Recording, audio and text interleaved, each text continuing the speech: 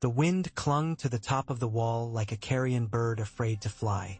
It worried the old ice and fretted the crenellations, and with each rasping breath the whole world below seemed to pull tighter into itself, as if the forests and frozen lakes were drawing blankets up to their chins. Jon Snow stood with his gloved hands flat upon the rim and watched the empty white go on and on, a plain of salt and bone to the gray ends of the earth. Ghost's fur drank the light beside him.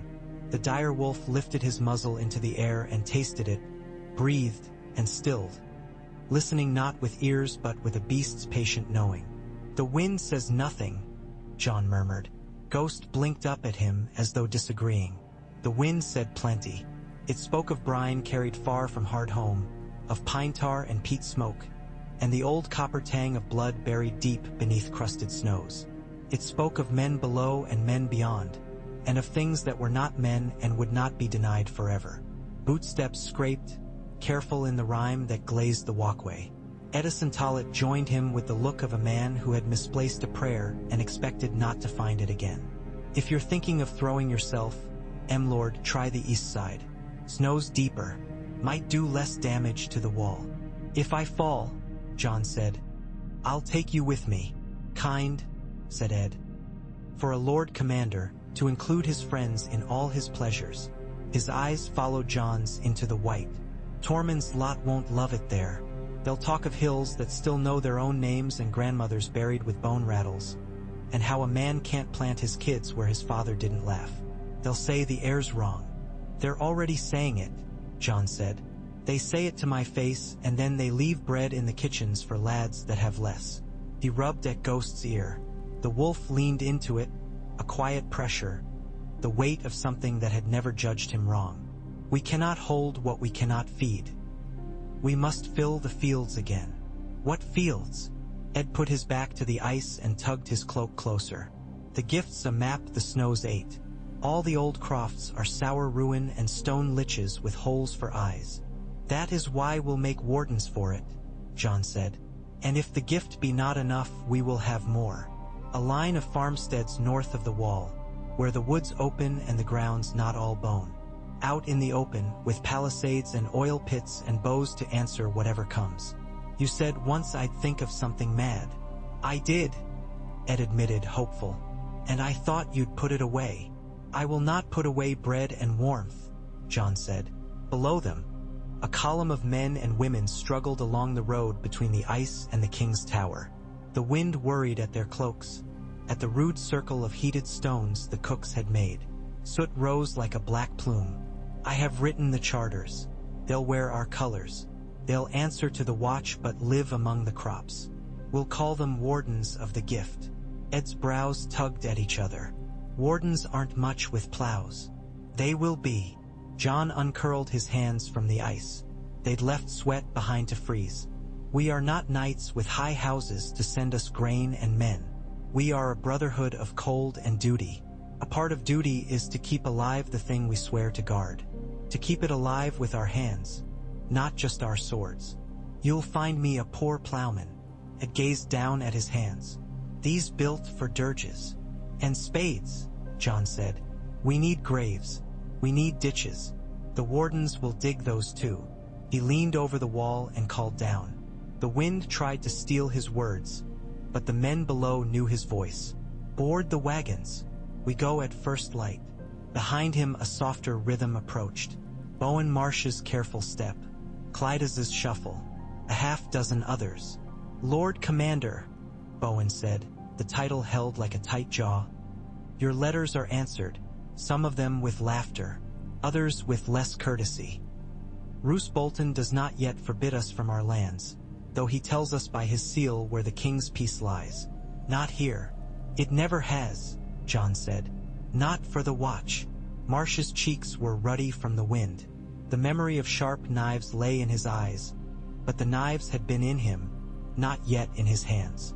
Jon had studied men most of his life and knew when one had welded himself to an idea. "We do not need the Bolton's leave to plant a seed." "No," Bowen agreed. "But the seed needs warmth. We have neither. We have dragonglass, and irons, and more mouths with every party Tormund brings."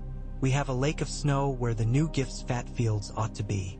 We have Queen Celis men who will burn at our backs if her red woman tells them the flame wants it. What we do not have is sense. You asked our council, hear mine. If there were a dome of glass like Winterfell's gardens to lay over half the gift, I'd say build it.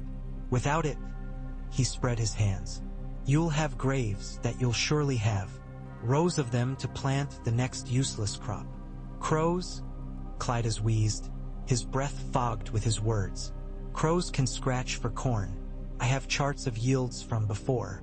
There are fields around Queen's Crown that used to bore barley to the hip, and the east of Long Barrow would fatten 20 swine in a season. There's land yet. It only needs hands. And fences. Othel Yarwick said, craggy and resigned. I can raise you palisade enough to ring a town, if you bring me wood that is not rotten and men who have not run away to warm their beds. They won't run, Jon said, hearing himself sound more certain than he felt. Ghost pressed against his thigh, warm as a coal. They'll stay long enough to see the first green. That's all courage ever is. Staying long enough to see the thing you thought would not come. Bowen's pale eyes rested in anger or grief on Jon's face. I made my oath to keep you and yours fed and clothed and the castle sound, he said. It was not to call me a farmer. It was to keep the real. A mess of men, Jon answered, choosing each word with care, knowing the oath's cadence and choosing not to speak it. Men need bread. Bread comes from ground. We will be the cause of both. Bowen looked as though he wished to strike him. Instead he bowed, slow and formal. Then you'll have my hands, he said, and stalked away, certain as the wall that he would be betrayed by fate. Jon watched him go. He remembered Bowen's mouth set with piety and displeasure the first day Jon had addressed him as my Lord Steward. He had no love for Jon's wildlings, free folk, Jon corrected himself in thought, and less for change. Yet he had not left. In that reluctance was loyalty of a kind. In the yard below, a new banner stirred. A strip of black cloth cut to a practical square, nailed to an ash staff, and painted in white with a standing sheaf crossed by a short sword. Yarwick called it ugly as a pig's backside. Jon liked its ugliness. It was plain and honest. The Wardens would wear the clasp on their cloaks in iron or bone, a sheaf bound with a bit of crowfeather string. He had set that much down with his quill. Charters looked like power when you had none. Lord Commander, said Clydas. Lady Alice attends you. He turned. A slender girl stood just within the lee of the stair, a hood of wool drawn over glossy black hair. She had Alice Karstark's sharp cheekbones and the eyes of a fox that had watched a snare close on its dam and vowed never to be caught by anything but fate. Her hand rested on the arm of a broad-shouldered youth whose pale red beard still could not decide the color it would be. Sigorn had never seen true winter's last malice. He wore it now like a borrowed coat and smiled at the world as if he were not cold. Lady Alice, Jon said. Magner, may your fields be without stones, Sigorn said, unfamiliar with this courtesy and pleased by it.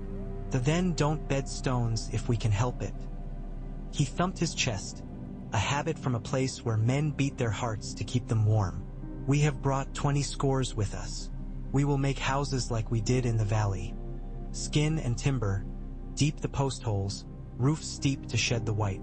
You must have grain. I have grain, Alice said smoothly. Her voice had become a blade, fine, cold, and deadly.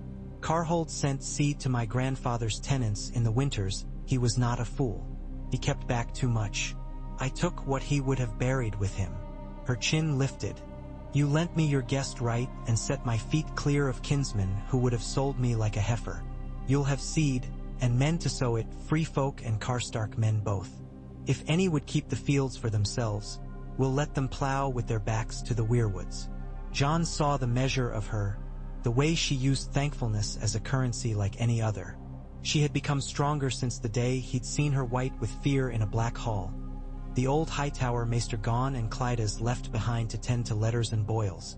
She had a husband who looked at her as if he'd been given a hearth, and men who would follow because she set her jaw and stood first as if it were natural. Queen's crown first, Jon said. The tower is sound, And there's a causeway across good peat that will take a fence post well. Yarwick will lay a ring. We'll build beds for potatoes and barley to start. It will be too late if we don't begin now. It's cold, Sigourney observed. Not as complaint but as a fact that would need to be beaten. That is why we make the ground warm, Alice said. Manure heaps like the old way, ash and straw and blood if we can get it. Cover with oiled hide and sticks. Let it smoke. Root veg don't mind if the world hates them. Jon almost smiled. You'll have oxen too. The Queen's men had a string they were keeping for a god's fire. They'll trade for timber and permission to fish the lakes. Alice's lip quirked. Permission? From whom? From whoever is sitting on a net, Ed answered, wringing a drip from his glove. I, milady, that and my company. I'm immeasurably pleasant to have in a boat. It frightens the fish into the nets. Sigourney leaned forward. We cut ice and spear the fat grounded ones. If the nets don't work, we'll jump in and bite them. Then's never lacked for fish. Ed stared at him. I shall put that to a song. We will do it, Jon said, because if he kept naming obstacles the wind would carry his certainty away. He laid a hand to Ghost's neck. We go at morning. He did not sleep much. He seldom did. In that lean hour when the night begins to doubt itself, he lay with his cloak thrown half off him, staring at the rafters. A message lay on his table, sealed with cracked white wax. Roose Bolton's raven had come with words written in an even hand, brittle as frost. The Bolton spoke of peace the way a man speaks of a stick he means to use if he needs. Another letter, polished with grandness, had come bearing Merman's green. Lord Manderley's man had written in a round hand, offering salt fish and cloth if the watch would grant privileges to fish Long Lake and log the new gift without hindrance. Promises from men who couldn't see that the watch's answer to every request was a single word they made longer with breath. No. Yet Jon knew he would say yes where he could. The Wardens needed iron and wool and salt and 100 other ugly little things. The realm had always bought peace from the watch with posture and forgetfulness. He would take their coin and give them nothing they did not pay for. Ghost breathed near his feet, a long low sound that might have been sleep or warning. Jon rose, brushed a hand over the wolf's flank, and went to the window. The sky was a strip of bruised pearl over the black teeth of the haunted forest. He thought of Winterfell's glass garden, warm moist air smelling of earth under the storm, how snow hissed and died upon the panes. That was a child's memory, a green dream against the world's howl. You could not make pains for a land that did not want them, but you could hold a torch against the dark, and you could do the small clever things that fools like to pretend were beneath them. At first light they went. The column was wicked long and moved like some lame beast finding new legs. In the lead rode Jon with Ghost and two thens walking as if the cold had never met them. Tormund Giantsbane lumbered along on a shaggy, belligerent pony that snapped at anyone who drifted too near. One strode behind a cart full of timber, the wheels screaming at the cold. 20 mules dragged sledges with barrels and bundles. Men in black and brown and patchwork furs trudged flank to flank, and women in patched skirts with knives at their belts kept pace with jerks of their chin and shoulders, daring the world not to move out of their way. Children clung to the sledges and shrieked when the wind stole their hats. Queen's Crown came up like a story remembered halfway through. A low stone tower by the edge of a green-iced pond, a little clutch of huts and sheds half sinking into the peat, all ringed by low earthworks that looked as though two children had played at making a town. The causeway that ran out to it had collapsed in the middle where the peat had taken offense. The willows near the bank wore long white hair. Jon dismounted and stood on the old track and listened. Beneath everything, water moved. It was like hearing a man speak in his sleep. Known words, but wrong. This was a village once, Othel Yarwick said, voice respectful as he walked through the ruin. He laid his hand on a half-buried fence post and smiled. Oak, good heartwood, still. They knew their crafts, the folks who put this in. Then let us remember theirs, Jon said. He looked over the green ice and imagined ducks. He imagined barley laid flat by a late snow and rising again stubbornly. The way he had risen from speeches meant to drown him. We'll drive piles where the causeway failed. We'll raise a palisade and set oil trenches here and here.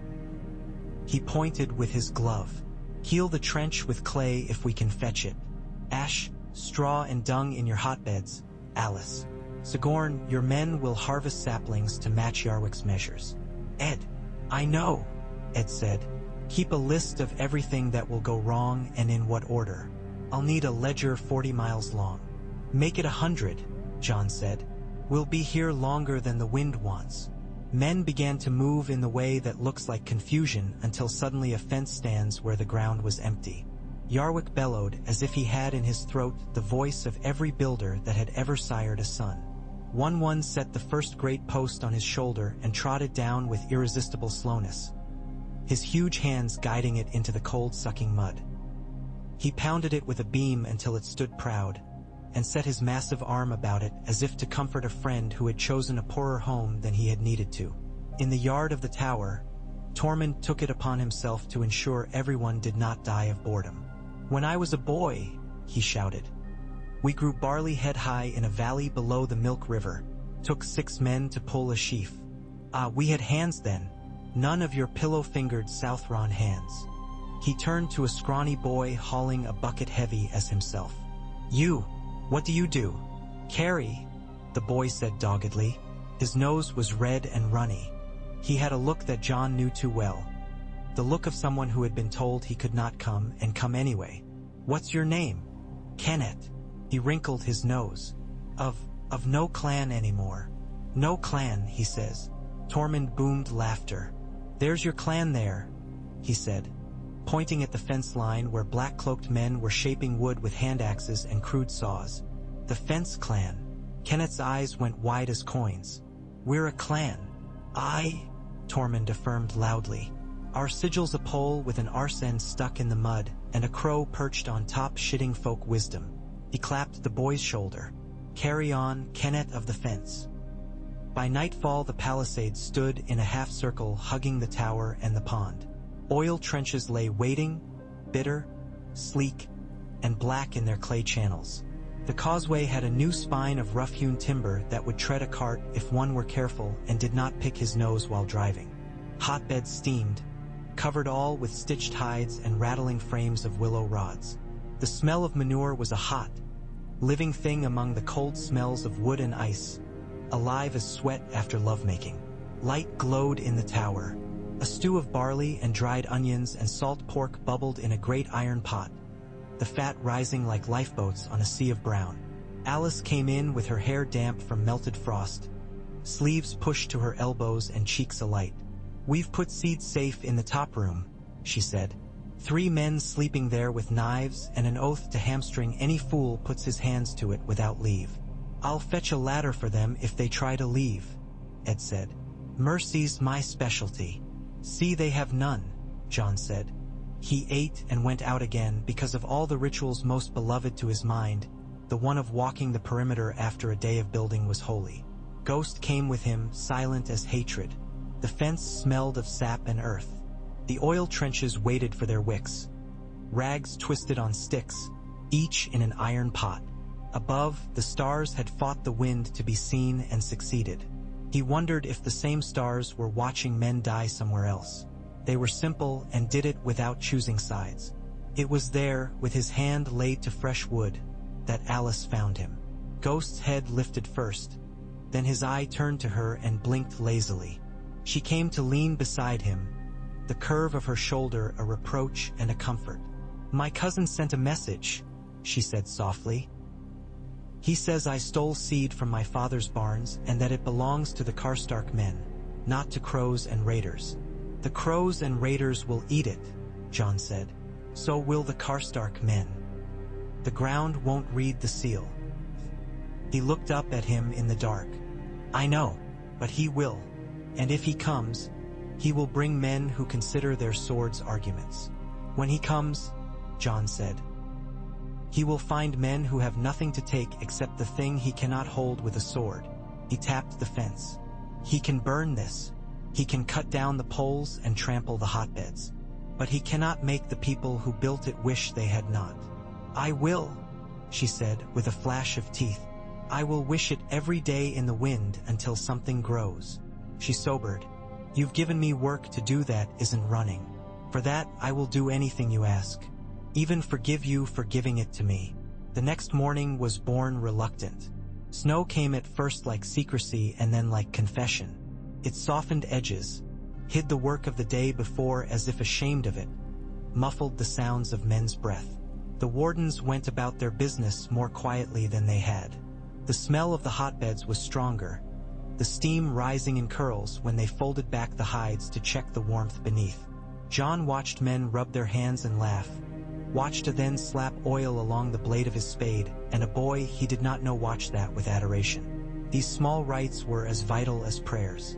Word came like a stone thrown into still water.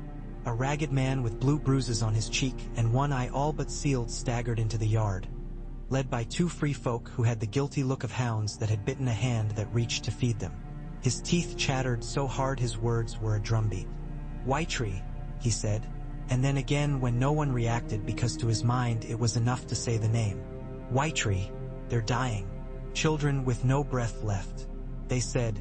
He swallowed. They said to run until the wind went out of me. Didn't. I would rather have died there than out here, but I would rather they didn't die at all. Alice looked at Jon. Jon looked at Ghost and saw the wolf's attention narrow like a knife's shadow. "How many?" Jon asked. "Who can count them?" The man snapped, anger waking in him like embers pushed to flame by the need to make someone listen. "They came out of the woods, not men. It was colder when they looked at you. It was worse when they didn't. They took an old woman up like she was a lamb and bent her until she broke and then dropped her like she was a stick. The rest, he was breathing too fast. He made himself into a thing that could not remember a woman breaking. They're locked in the longhouse with iron over the door." "We're going," Jon said. "Tormund." Tormund sprang up like a dog that had been pretending to sleep and now could not believe his luck. "We'll go and show the things beyond the woods what a then feels in his hands when winter thinks to get clever." He slapped Sigorn's shoulder on the way past. "Bring your wife if you wish, though I'd not test the marriage this early." "I'll come," Alice said, cool as ice, and did not look at her husband. "Sigorn will keep men cutting wood. They need a leader they can find with their eyes." "That is true," Sigorn agreed vaguely, content in his marriage and not yet certain of the gravity of truth. "We'll get you a cart sled ready. Hunger for weight, it'll go faster." He looked to Yarwick. "And hooks for the oil pots. If something climbs, you'll want it wearing flame." Within the hour, Jon was in the saddle again. Ghost moved beside him, the direwolf's breath steaming like a kettle.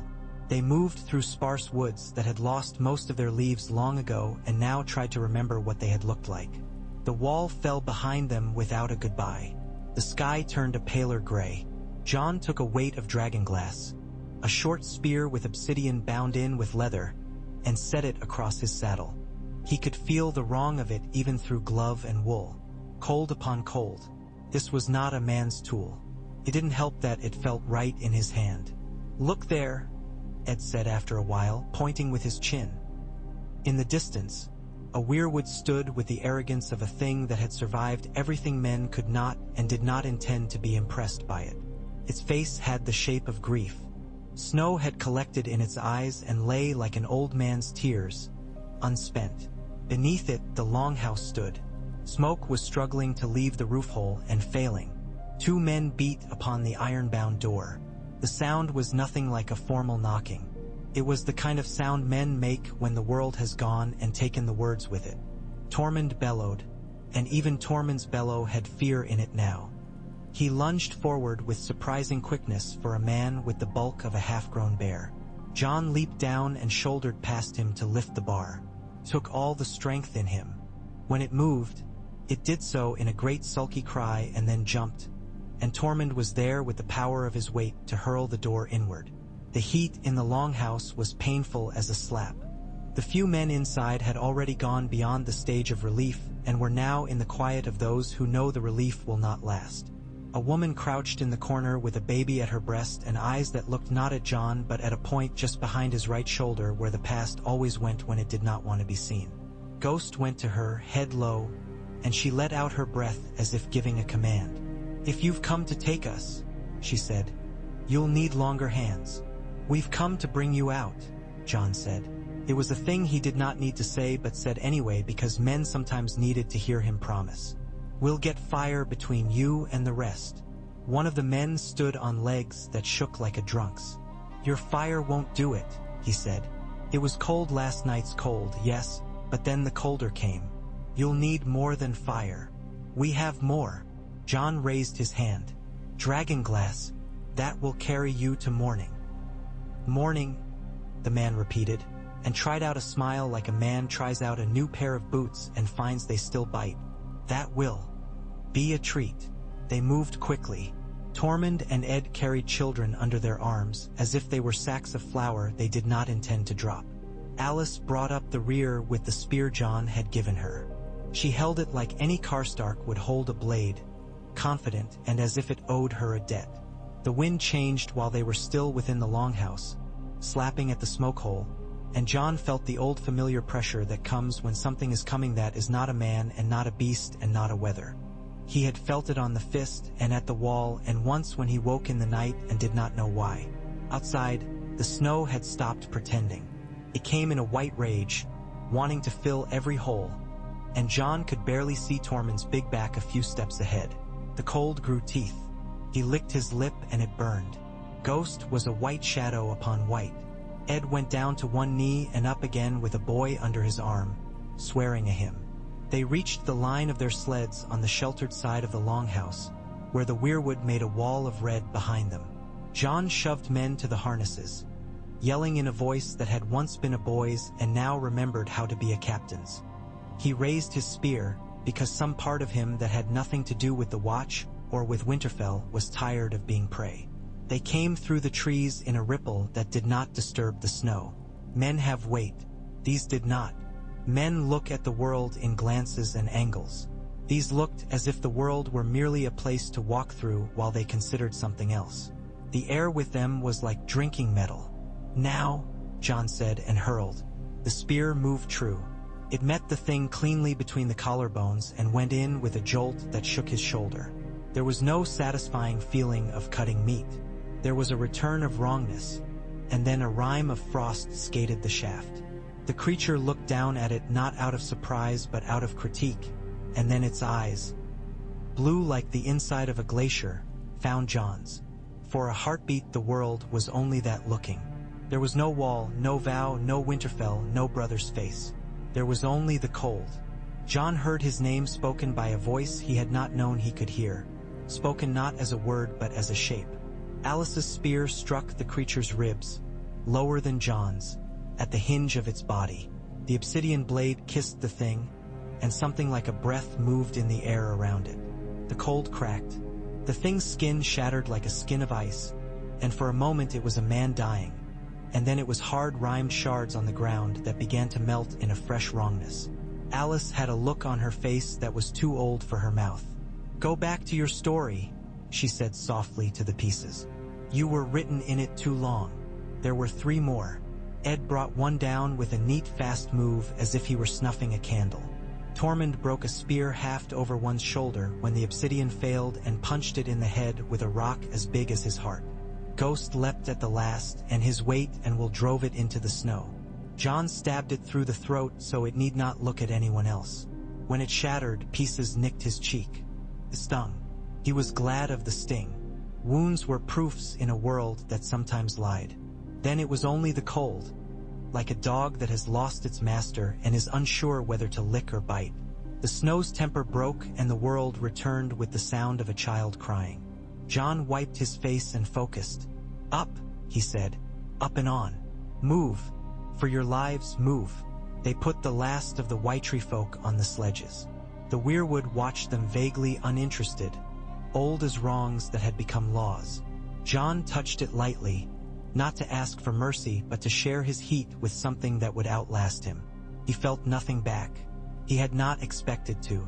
They made the wall of trees behind the village, and suddenly the wind was weaker as if ashamed of itself. The sledges rocked. Men stumbled and swore and laughed in the same breath.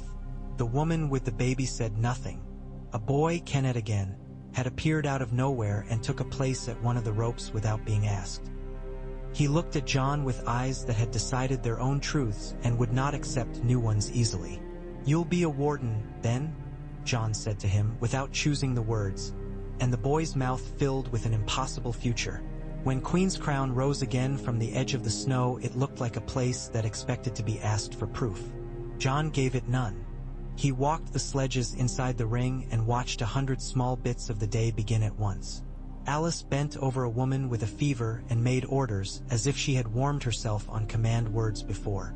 Sigorn came and touched his wife's sleeve with a politeness he had taught himself, and then turned and roared at men to take the weight off a runner bent half out of shape. Yarwick directed 3 men who did not share a language and made them set a post straight. Ed wrote on a bit of bark with a stick dipped in soot and fat, making a list of the obvious mistakes they would make if given half a chance. In the look-to at the edge of the palisade, Bowen Marsh stood with a handful of arrows and the expression of a man who cannot abide that his hands may have done something proper. He nodded once to Jon and did not smile. They burned the bodies of what they had destroyed beyond the palisade. Even when their shapes were no longer shapes anyone remembered, the wrongness of them came off the fire in waves. Jon watched until there was nothing left to watch, then sat upon a trestle near the hotbeds and breathed the sweet earth smell until the cold was merely a condition, not an enemy. The next morning, they planted the first seed. It was nothing. It was a handful of barley scattered over the crude beds with more hope than agronomy. It was a child's trick against a god. Jon felt foolish and almost giddy. Alice cast hers in a neat sweep of the wrist and said some Karstark farmer's words for luck. Tormund threw his like dice, laughing. "Let's see if the gods fancy a game." "Gods eat," Ed said dourly. "They'll not share." Ghost lay on the snow and watched the wind with the contentment of a hunter not hungry. He turned his head as men approached the gate. Riders. Not many. Enough to give a listener a headache. Jon motioned to Yarwick and Bowen and walked to the gate with Ghost at his heel and the iron clasp of the Wardens at his throat like a vow he had written himself. The riders bore the Karstark sunburst. A thin man sat the lead horse with the look of someone who had put skin on his anger to keep it from being mistaken for hunger. Behind him, 3 men Jon recognized as Umbers by their size and sullen brows. There were 2 hard-bitten Bolton men with the flayed man on their surcoats, and an archer who had cut the fingers of his right hand shorter to keep his grip quick and cruel. "Lord of Crows," the thin man greeted Jon, choosing a title that was not one and bent it as though it were. "I am Cregan Karstark, nephew to my Lord of Carhold. You have my kin-wife in there and her seed in your bins. I have Lady Alice Karstark, guest and sworn friend, and her husband Sigorn," Jon said. "She is no one's wife who does not respect her oath. The seed belongs to the ground. We've already promised it." Alice had joined him without being asked. She had a way of appearing in the space where she was needed, as if she had set that space aside for herself earlier in the day. Cregan's face went very white and then very red. "You speak to me, cousin?" "I do," she said as if to a child. "And I tell you the grain stays. This land was given to the men who guard it. We will feed them and their wards. If you came with a claim and a hunger, we would feed you too. If you came with a claim and a sword, you will leave lean. We are of Carhold." He tried to make the word mean what it used to and discovered that the world refused to humor him. His eyes slid to Sigorn, and his mouth curled. "And you are of a hut with frozen piss on the rafters." "Sometimes," Sigorn said easily, "but we wipe it away when we sit down." The Bolton men had been looking about with bored cruelty, finding nothing to frighten and no women they could politely ask to offend, which put them in an ill humor. One made as if to ride his horse into the hotbeds, careless as a bad uncle at a name day. Ghost did not rise. He shifted his head and showed a little of his teeth. "We're neutral," Jon said. "We take no part in your wars. This is not a war. This is food." Cregan sat straighter. "This is a Karstark matter and a Bolton matter. Your neutrality is a rag you use to clean your own mouth. You will give me my kinswoman and my grain, and I will go." Alice's voice was very clear. "I married in the Watch's Hall. The gods heard. If you come further than the mark in the snow, I will have you disarmed and fed and set to work with the rest of the men. And when you have earned your bread, you may decide if you wish to keep eating it here. It was a cruel offer because of its kindness. Cregan's color did a complicated thing. He wheeled his horse. The Bolton men looked at one another. The Umbers stayed as if they had put down roots without meaning to. At last, the archer spat. "Keep your shit." He cast a glance at Ghost that said he would have liked to put an arrow through the thing and then choose to live out the rest of his life without hands. "We'll go see who wants their dues." They left in a tidy little confusion. Yarwick exhaled loudly. Ed looked at Jon and raised his brows. Bowen marshaled himself into saying, "That was handled. They will come back less politely." "We will be here less politely," Jon answered. He touched the clasp at his throat. His iron had gone colder. The days that followed were a scroll with ink that ran. They did 100 small things. Each had to be done again. They sent crews to the timberline and hauled back saplings striped with lichen. They dug ditches with blades that skated on the frozen ground until they found the seam and the earth broke. They turned the soil under the snow with iron-shod spades, and in places they simply broke the crust and scattered seed and declared to one another that such foolishness had worked for old men in worse winters. They smoothed tallow under their tongues for a little warmth before they lay down. They woke twice in the night, always, because the dark calls a man and he must either answer or refuse, and both cost him something. Melisandre came once, walking out of the storm as if the storm had forgotten she had left it. Her hair flamed against the white as if the wind had learned a new trick and liked it. The Queen's men skulked behind her, 2 of them carrying a chest between them with fingers that had gone white from the cold and a fear they would not confess. "I came to see the heat you pull from the ground," the Red Woman said, her voice too warm for the air. "The Lord of Light smiles on those who bake life with courage. Courage makes poor fire," Ed muttered. Melisandre's eyes amused themselves by looking through him. She put her hand to the hotbed and held it there long enough to make Jon uneasy. "It will do," she said. "The small god cares for small hearths. There is a red harvest rung upon your work, Lord Commander. You might think to fear it. Do not. It is only the method of fear." "Is the harvest ours?" Jon asked. "Nothing is ours," she said and smiled. "Not even our fear." She opened the chest. Inside lay iron lamps with brass chimneys and clever little doors that could shutter them in a blink. She had painted each with the same single sign, a tongue of fire in a circle. "The Queen wishes your wardens to use these. They will make your fire a servant, not a fool. When they come," she added softly, "and they will come, do not forget to light them all at once." "When what comes?" Alice said frankly. "The story," Melisandre said. "It is old." "That's all," Ed reported later, disgusted. "I hate when women speak poetry. Give me a curse I can throw back in their teeth." They hung the lamps along the palisade and set the oil in their trenches. The wind tried the lamps with its sly fingers and failed. It was like watching a man fend off a dog with a well-placed foot. Men's eyes went often to the lamps. It soothed them as an oven will a woman kneading bread. Word came from Castle Black that Rattleshirt had been put to the fire at last by the Queen's orders, and that some men had been glad to see him gone. Word came also that one of the Queen's men had died in a quarrel with the giant. Jon closed his eyes briefly and felt the world reorder itself around him again, as if it had been holding back one precise cruelty for the day when Jon had finally found something to build. He sent back a message and did not ask for anything. The watch used its dignity as a coin. He could not spend any more of it now. That night, the red harvest came. It was the wind first. It took on the voice of an old woman and tried to tell them a bedtime story. Then it was the light. The snow learns to drink light after long practice. And that night it shone back what the lamps gave it in such a way that everything looked closer and farther away at once. Men's tempers frayed.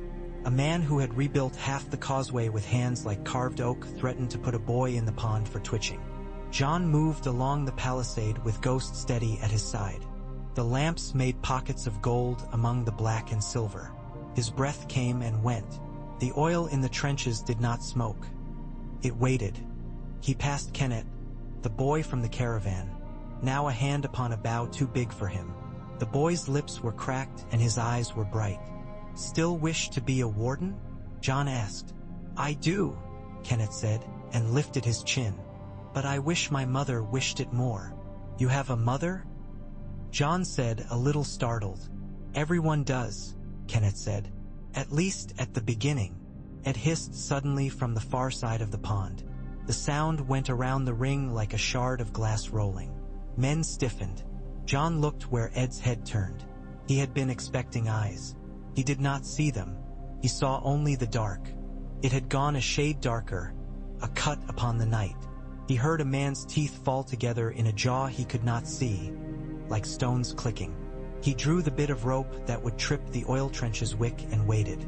They came without feet. That was always wrong and would always be wrong. He lit the trench. Fire ran like a delayed thought. It sprang up with a low, heavy roar, and now he could see them clearly.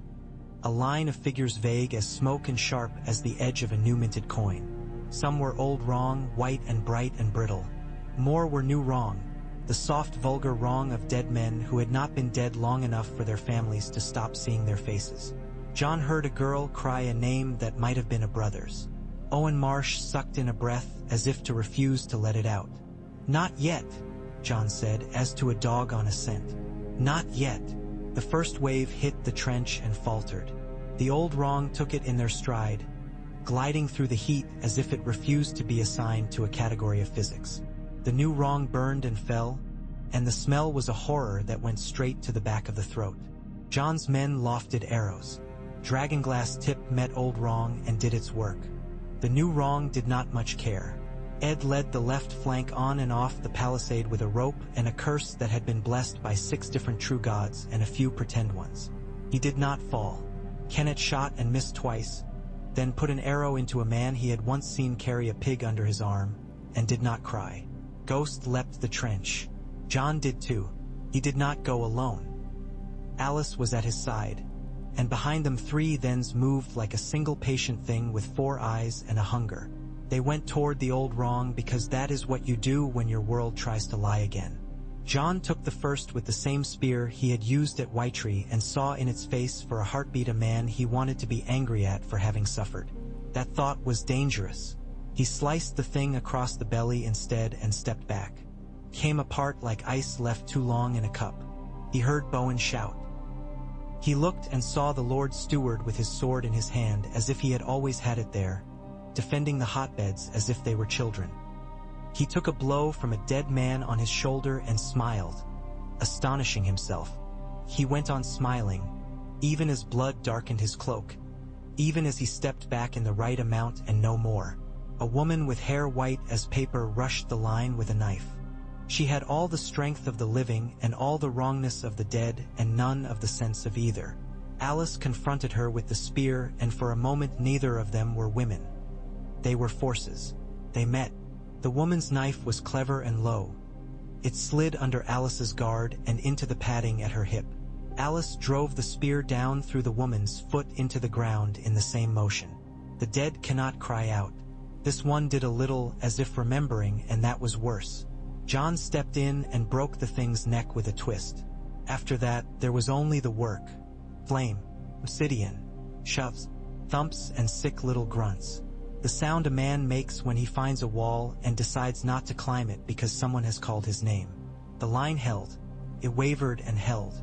Ed's men took to dousing their arrows in oil and lighting them from the lamps with motions so smooth they must have been rehearsed in some other life they had not admitted to. Yarwick cursed and laughed with a strange joy as some thrust that he had designed worked exactly all right, and his fence held like a man with a bruise on either arm refusing to drop what he was carrying. All at once, as men sometimes wake from a dream when their own name is spoken, it broke. The wrongness went. The air cleared a little. Jon, panting, wiped his mouth and found blood there that was not his. He looked left and saw Kenneth staring at his hands as if they had done something without him. He looked right and saw Bowen Marsh sit down upon the snow and begin to laugh softly in a way that was not mad, but might have been if you pushed at it. Ghost's fur was black with bodies and blistered a little where a hand that had been on fire had tried to charm him. The wolf sneezed and shook himself and came to lean against Jon's leg, claiming his fee. "Light the lamps again," Jon said, though they were lit. "Find the living. Gather those we can." They put the fallen in a place to be burned. They stacked wood around them with such care that a stranger might have thought they had been arranging a feast. Ed recited a list of the living with a care that made the names into an incantation. Alice wrapped her wound herself, and when Sigourney looked as if he would fall down because his body had just realized his wife was hurt, she cuffed him lightly and told him to fetch water. In the morning, a line of smoke ran up the gray like writing. Bowen came to Jon while the smoke wrote, his face newly plain. "I have been a fool," he said. "No, don't stop me. I have been a man who loved what he knew and thought there was no other way to love. I thought these free folk would steal our pots and our air. They have instead kept us alive by making us busier. I thought I was a steward of a wall only. It seems I must learn to steward a field." Jon's throat closed briefly. It was the relief of a man who had thought he would die before the apology. He nodded once. "I am learning with you. I will write the ledgers," Bowen said, and when he laughed again it had much more of a man in it. "So many of them. I provoked the gods into making me keep track of everything. I accept the penance. And if the Karstarks come back, I will stand beside you whether you give me leave or no." "I give you leave," Jon said, and meant it. The first green came like gossip. Rumors of leaves, hints of shoots. Men made a superstition of not looking for it until it was there, and then pretended they had not seen it. The beds warmed even when the wind went bitter for a day or two. The straw smelled sweet under the hides. Alice bent over a row and lifted a cover and laughed. It was a startling sound in the hard air. She made no fuss of it, only straightened and pushed hair from her cheek with the back of her hand and went to the next bed as if it were the most ordinary thing in the world that life had come back. The Manderley wagons came with salt and wool and thin long parcels that turned out to be window panes salvaged from a lord's old stable at White Harbor. The lord would pretend not to notice that the stable windows had gone. The watch would pretend not to remember who had the right to timber on the Long Lake's north shore. They would both be served by the pretense. Jon met the Manderley man with courtesy and measured coin. He took the glass and showed him the beds, and did not display the obsidian. There are more economies than one in a cold place. They fitted a low shed with the windows. Their glass garden was laughable 6 panes angled upon a frame set on stone and peat. A man could crawl inside with a child and be warmed like wine. Alice said the Thens could coax cucumbers in a cave if they could put a pig in there for a week first. Someone retched at the idea and then suggested he would eat the cucumbers to put an end to the smell. Ed declared he would thank the pig. A Karstark man came in the night and tried to take a sack of barley out of the tower. Kenneth caught him. The boy struck at the man with a stick and was easily picked up by one ankle and shaken until a knife fell out of his sleeve. Before the man could decide whether to laugh or toss Kenneth into the pond as a joke that would sour when the boy did not return, Bowen Marsh was upon him. Bowen did not speak. He simply put the man's wrist to the wall and drove a nail through it with 3 quick efficient blows and looked at him as if he were a ledger made flesh. The Karstark man wept. Bowen waited. Jon came, ordered the nail drawn, and had the man put to dig a ditch with Kenneth standing over him like a lord with a stick. In the morning the man asked to stay. He had done a foolish thing and the ditch looked honest to him. They let him because the ditches were long. News filtered and fractured. Stannis was in the snow somewhere across the world. Roose Bolton held his peace. But his peace was made of knives and letters and men who put iron on the doors of longhouses to keep the right people inside. The Weeper raided south of the Shadow Tower and left fewer eyes than he found. The last of Hardhome's people staggered in, including a girl with hair like wheat that would not have grown this side of the neck without someone's god smiling very widely. She told a story that was mostly smoke. They tried a small madness. On a day that the sun showed its old yellow for an hour like a woman remembering a song, Jon took a dozen Wardens north of the wall with 3 sledges and a wagon rigged to ride on wood and hope. They went to a clearing near where Whitetree had watched them with indifference, and there they cleared a patch of ground that had been ground before there were men to call it haunted. They built little fences of willow and brush to keep the wind from whining the life out of the ground. They pushed manure into pits deeper than dignity. Alice set seed into the warm muck with her hands and spoke to it in a toneless little song, as if she had a baby at her breast. Tormund laughed and wept and offered to piss on the beds for luck and warmth. He did, and declared the harvest would taste of greatness. It was not much. It was nothing. It mattered very much. "Wardens of the gift," Jon said when they stopped to dr.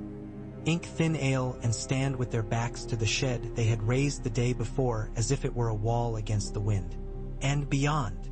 You'll need a new name," Ed said. "Call them Fools of the Further." "We'll need more wardens," Jon replied. "We have hills and lakes and Long Barrow and the East Marsh. Queen's Crown is only the first. Each place needs its own. To stand and to stay." "You're making a people?" Alice said, as if it surprised her and pleased her and made her a little afraid. "Not just a holdfast. People and their stubbornness. That's stronger than walls." Jon thought of the old men at Winterfell's hearth who had told him, when he was a boy, that the North remembers. He had thought then that they meant it remembered wrongs. Now he wondered if instead it remembered how to live through a thing without pretending it had not happened. "Walls break," he said. "Stubbornness doesn't. Not easily." That night, in the half-built shed with the glass, he lay on a pallet with Ghost against his thigh and listened to the little tepid sounds of living things not freezing. Alice and Sigorn slept near enough to hear each other breathe. Ed was snoring. Tormund had fallen asleep talking to himself about an apple he had once eaten and how it had tasted of a summer that only existed in his telling. Outside, the wind had subsided a little, like a man who has been shouting and has found his throat raw. When he dozed, he dreamed. He was walking along the King's Road in a summer cloak, and the grass was lordly high on either side of him, tossing their heads as if horses raced through it. He tasted butter and salt. He heard a voice that might have been Ned Stark's, or a man who had taught him honor, speak his name as if calling him in from play. He turned. There was the wall, in his dream, small and harmless and far away. There was Winterfell, warm as a mouth. He woke and the shed was cold, and the glass had a crust of ice along the bottom where breath and weather had met and refused to settle it. He had known hope before. He had known it when he first set foot on the wall as a boy and thought the oaths would make him a man. He had known it looking at the south from the top and thinking he might yet be loved there. This hope was uglier and more honest. It smelled of dung and men too tired to bathe and a woman's blood on a bandage. He liked it better. They named wardens one by one, as men and women proved that their legs knew how to keep returning to the same place and that they could manage other human beings without breaking them. Kennet became Kennet of the Fence in more than Tormund's joke when he learned to stand a whole night without loosing an arrow at shadows. A woman named Rowan, a spearwife who had argued like a thunderclap, took to walking the fence with Yarwick and learning where the window in the wind was. She began to sing as she worked, old free folk tunes with the corners sanded off so they would go better with fence posts. A boy from Barrowton who had come north for no particular reason and stayed because the work had a straightness to it that appealed to him, made himself useful with children and thereby won immunity from half the hard blows of circumstance. A certain day came when the ponds near Queen's Crown sang with that hollow silver noise that means ice is thinking about letting go. Men gathered and stood looking at the water as if they had never seen it before. Someone cried because he had. A girl caught a fish with her hands out of sheer audacity, and then screamed when it slapped her as if the fish had mocked her. Alice and Sigorn walked the line of hotbeds and found a green that made them both stand very still, and then exhale like birds who had chosen not to fly from a hawk and discovered the hawk had other business. Jon sat on the step of the tower with Ghost. He had letters to write. He had been putting them off.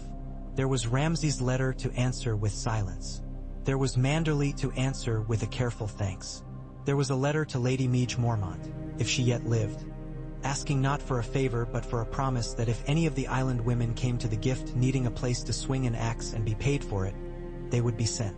There was a letter to the Shadow Tower asking if any men with more opinion than sense would like to be farmers.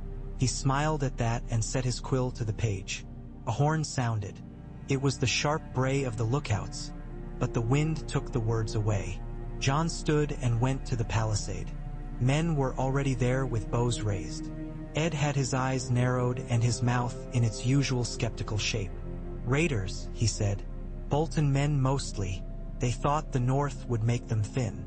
It made them mean instead." The raiders came hard, as if speed could make up for numbers. They hit the fence and found it set deeper than it looked. Horses balked, reared, went over. Men tried to climb and found their hands full of splinters and their faces full of arrows. One clever one went for the oil trench and tried to leap it and learned what oil does to a man's footing. He fell with a cry that sounded like a yielded oath. They kept coming. Sometimes hunger makes you brave.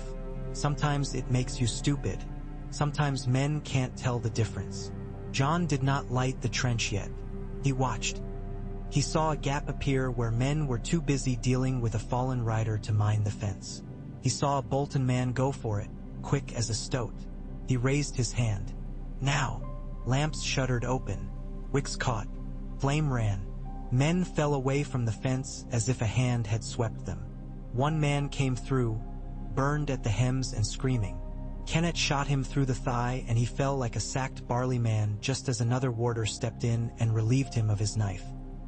The man rolled, stopped, stared up at the gray sky as if in it were a thing he had lost long before he ever came to this fence, and sighed. The rest broke. They did not flee so much as they discovered that the line of our advance was a lie and they were tired of speaking it. They went away in confusion. One of the umbers, Jon recognized the sullen brow, turned at the last, spat, and gave Jon a salute that was not polite and was in its way a promise. Jon returned it with a small bow and kept his men from following. He had decided the Wardens would be known first as those who stayed. They took 3 prisoners, fed them, set them to carry water, and let them go the next day. One looked back. Jon did not. When the first barley came up strong enough to believe in itself, they threw a feast that was pathetic in its extravagance and grand in its defiance. They ate onions that had survived the winter by giving up everything that made them polite, and fish, and a stew with bits of ham that might have been a rumor. They set a small barley cake on a plank and divided it with a solemnity that would have better suited a king's wedding. Jon took a crumb and thought of Winterfell, and of a boy who had wanted to be something other than himself, and smiled at the man who had begun to be something without asking permission. A raven came, black and indignant. It bore a letter in a small neat hand. Lady Willa Manderley at White Harbor wished to offer a gift to the men who kept her city from dreams that would eat them. She offered a team of oxen with yokes, and a clerk who could count grain in his head faster than most men could do with an abacus. Jon laughed aloud and accepted. The raven pecked his ring finger once as if to say, "Do not think yourself special." He did not. The first harvest was not a harvest. It was a proof. They cut the green barley early, before a sleet that would have laid it, and dried it in the glass shed and in the longhouse with men walking past it carefully because the smell of it woke something that made hands itch. They ground it coarse and made flat cakes and ate them with fish and stood after and looked at each other like men who had seen their wives come into the room after thinking them lost.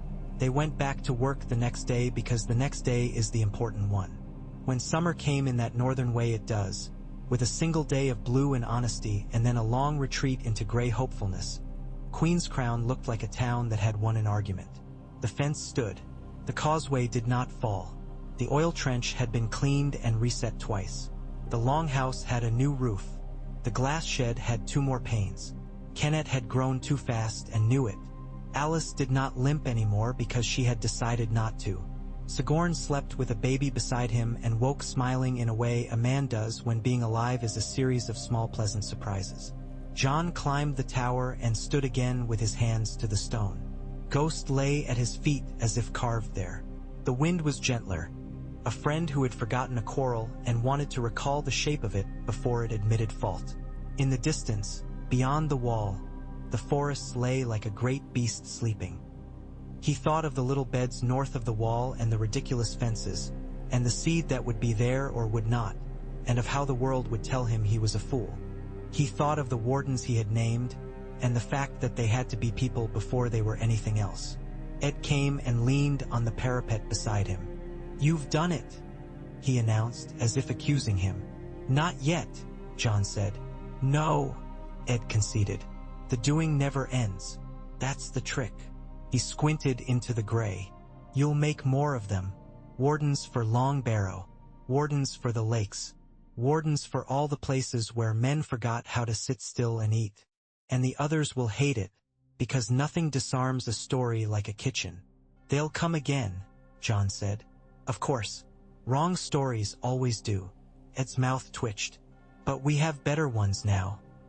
"Yours has people in it." Jon laughed quietly, surprised him how easy it came. He tipped his head back and tasted the light. "I will write it down," he said. "Not on paper. In fences. In ditches. In beds that warm. In a boy who does not run because he has something to stand beside."